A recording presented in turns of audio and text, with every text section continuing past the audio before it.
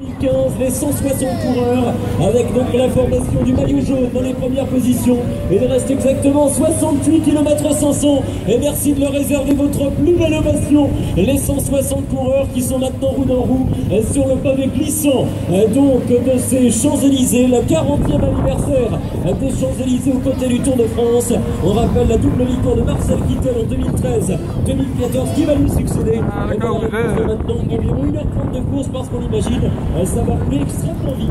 Ça va aller vite, très bien sûr, de relance, bien sûr, des tentatives d'échapper. Et donc beaucoup d'événements à vivre jusqu'à l'arrivée finale de cette étape et de ce Tour de France. Donc voilà, avec une ovation du public des Champs. N'hésitez pas à faire entendre votre satisfaction de les voir enfin ici sur cette grande et belle avenue, celle que l'on considère comme la plus belle et la plus grande avenue du monde, les Champs-Élysées, donc qui est un terrain d'atterrissage idéal pour le Tour depuis 40 années, on le disait, 40e anniversaire. Donc en 75, c'était Godefroy qui s'imposait. De très grands vainqueurs se sont succédés et donc aujourd'hui encore sans doute un beau vainqueur pour cette ultime étape. On rappelle effectivement la double victoire de Bernard Hinault, notamment dans les premières années des Champs-Élysées. Freddy Mertens, le célèbre sprinter, lui aussi a gagné à 2 reprises. C'était le cas aussi d'un certain Poujoparov, l'un des meilleurs sprinters des années 90, qui a été couronné en 1993 et 1995. Robbie McEwen qui nous entend, Robbie McEwen qui travaille pour la télévision australienne sur ce Tour de France, lui aussi a été double vainqueur en 1999 en 2002. On se souvient également de la victoire de Greg LeMond au terme du contre-la-montre qui a fait la légende du Tour de France.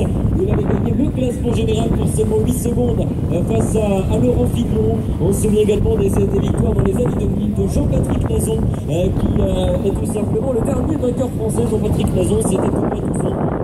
En 2004, Tom Schott en 2006, Daniel Benatti, Gerd Stigmans, les 4 victoires de Mark Cavendish, le doublé de Marcel Kittel et puis 2 victoires en solitaire. C'est bien en place pour l'instant.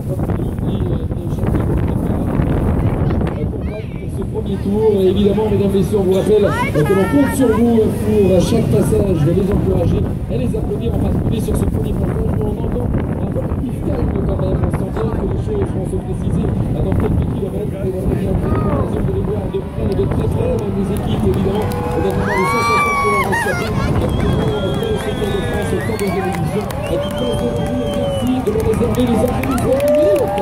Et on rappelle effectivement que le temps final a été pris de manière définitive sur l'ensemble des courants de ce peloton au kilomètre 41 en raison des conditions climatiques difficiles. Nous sommes donc réputés maintenant poussons sur le pavé des Champs-Élysées. Il y a Thierry Gaucoux, le directeur de course, qui a pris la décision de prendre le temps final de cette 102e édition du Tour de France à l'entrée du circuit final, c'est-à-dire que s'il y a crevaison, le temps sera celui du circuit final, l'entrée du circuit final au kilomètre 41.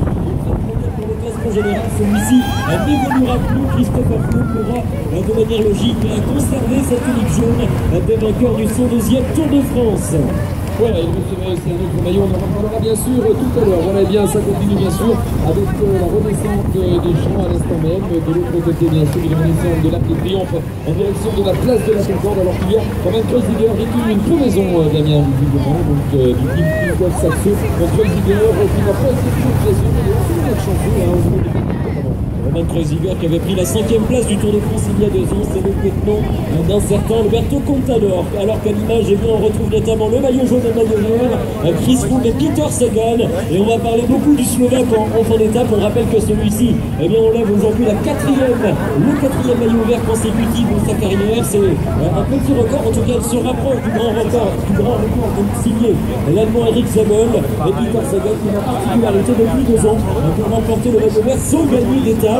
Il est extrêmement régulier, il parvient à prendre les bons coups pour aller chercher les sprints intermédiaires et à cette occasion, il fait généralement la différence lorsque la pente s'élève en montagne. Peter Sagan, le plus régulier, qui va tenter d'aller chercher pour, à la première fois une victoire d'attaque tout à l'heure, ce qui ne lui était plus arrivé depuis 2013.